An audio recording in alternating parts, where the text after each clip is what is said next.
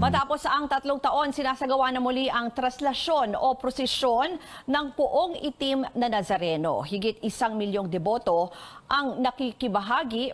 As of 10 a.m. yan, ayon sa Quiapo Church Command Post. Nagsimulang umusad ang andas bago mag-alas 5 ng umaga matapos isagawa ang tinatawag na Misa Mayor sa Quirino Grandstand. Sa mga puntong ito po ay nasa Carcer Street ang andas o karwahe ng Senyor Jesus Nazareno at lagpas na ito sa kalahati ng tatahaking ruta ng traslasyon. Inaasahang mas mabilis ang pag-andar nito dahil pinagbawal ang pagsampa sa andas at nakapaloob ang imahen sa tempered glass case. Ito raw ay para sa kaligtasan ng mga mananampalataya. Gayon din para masilayan ang poon alinsunod sa tema ngayong taon na ibig po naming makita si Jesus. Ayon sa mga otoridad, posibleng tumagal ng 16 na oras ang traslasyon. Sa datos naman ng Philippine Red Cross, halos 400 na ang mga pasyenteng kanilang tinugunan. May ilang hinimatay at nauntog ang ulo. Ang inyo pong nakikita ay live na kuha. Sa gilid po yan ang Quiapo Church, partikular sa Quezon Boulevard. At kung inyong makikita nga po ay makapal pa rin yung tao na nandyan. At yan po ay karamihan sa kanila inaantabayanan kasi oras-oras din po ang gagawing misa dyan sa loob ng Quiapo Church o Parish of St. John the Baptist. Nakatutok ang buong puwersa ng CNN Philippines para ihatid sa inyo ang pinakahuling balita kaugnay po nitong traslasyon. Nakamonitor si EJ Gomez sa Quiapo Church kung saan may misa nga po dyan hanggang mamayang alas 11 ng gabi. Nagbabantay naman sa Arlegui Street si Daniza Fernandez. Kanina ay nasa Ayala Bridge si Rex Remitio. Nakaabang naman si Paige Javier sa San Sebastian Church kung saan isasagawa ang tradisyonal na dungaw.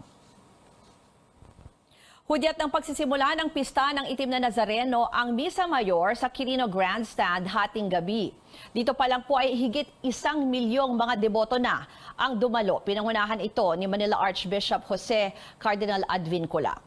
Sa kanyang homily, muling pinaalala ng Arsobispo sa mga namamanata na higit pa sa pagdarasal at pagsama sa prosesyon, mahalagang isabuhay ang kanilang debosyon. Ang tunay na deboto ay modelo. Makikita sa buhay niya ang mismong buhay ni Jesus. Ang deboto ay modelo ng pananalig, sama at pagmamalasakit sa kapwa. 4:45 ng madaling araw nagsimula ang tradisyonal na traslasyon para ibalik ang imahe ng Itim na Nazareno sa simbahan ng Quiapo. Kanina naman, pasado alas 8 ng umaga nang makatawid sa Ayala Bridge ang andas ng Itim na Nazareno. Doon pinadaan ang traslasyon sa halip na sa Jones Bridge na kaka-retrofit lang ilang taon ang nakalilipas. Balikan natin ang mga nangyari kanina sa ulat ni Rex Remitio. Matapos ang halos 3.5 oras ay nakalagpas na dito sa Ayala Bridge sa Maynila ang andas ng Itim na Nazareno. Kung makikita ninyo ay talagang napakaraming tao, talagang siksikan, hindi sila magkamayaw. Daan-daang libong tao yung kasama nitong prosesyon na to at kanya-kanya silang bato ng kanilang mga puting panyo. Meron pa rin mga nagtatangka na makalapit doon sa andas na napapaligiran ng salamin pero mas kakaunti ito kung ikukumpara noong mga nakaraang taon na kung saan talagang nakabukas yung andas. Nanggaling sila sa iba't ibang chapter, sa iba't ibang lugar sa Pilipinas. Dala-dala, hindi lang yung kanilang mga banner, kundi pati yung kanilang mga pangarap sa buhay, gaya ng pag-unlad, pagkakaroon ng trabahong nais nila, negosyo, paggaling ng sakit at marami pang iba.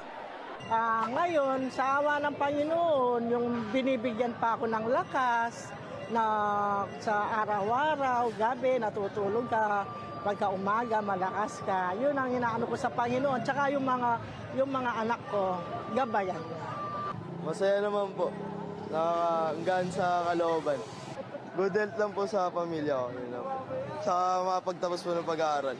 Maging yung mga kawani ng Philippine Coast Guard at Philippine National Police na nakahilera doon sa dadaanan ng andas ay tila nabura, nawala dahil sa dami ng tao. Supposedly, i-guide nila yung dadaanan ng andas, pero kung makikita ninyo ay bigla na lang silang nawala dahil sa dami ng tao. Hindi nila inda yung mayat-mayang pag-ulan at pag-ambon, yung tulakan, maging yung nakapaalang sila, masilayan lang muli matapos ang 3 taon, no? Ito kasi ang unang beses na isinagawa ng face-to-face itong traslasyon. Inaasahan na sa buong araw ay ganito pa rin karami yung tao doon sa mga lugar na dadaanan ng traslasyon at pinapayuhan yung mga pupunta pang deboto na mag-ingat pa rin anuman ang mangyari. Rex Remitio, CNN Philippines.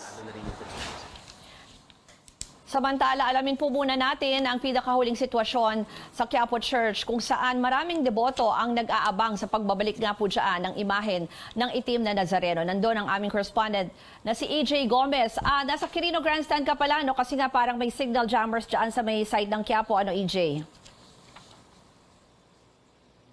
EJ? Ruth, sa mga oras na ito, dagsa ang mga deboto sa paligid ng Quiapo Church. Patuloy ang pagdating ng tao, partikular yung mga pumapasok sa loob ng simbahan para dumalo sa mga misang isinasagawa oras-oras. May ilan naman na sa may labas ng Quiapo Church na lang di nakikibahagi sa misa. At sa kahabaan ng Quezon Boulevard, mula sa simbahan hanggang sa tulay, kanya-kanyang diskarte sa pagpapalipas ng oras ang mga deboto habang hinihintay ang pagdating ng imahe. Kahit saan sulok ay makikita mo silang nakaupo, nakahiga o natutulog.